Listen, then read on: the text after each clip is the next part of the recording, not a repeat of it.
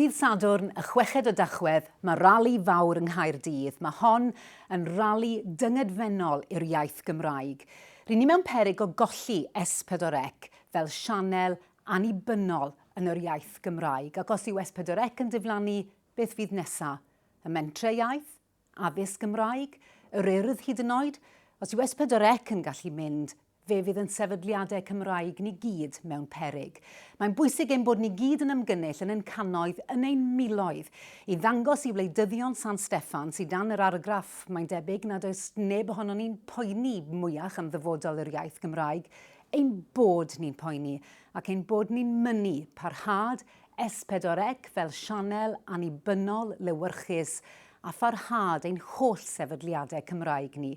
Dewch yno, Dydd Sadwrn, y 6 o Tachwedd, 11 o'r gloch y bore, welai chi yno.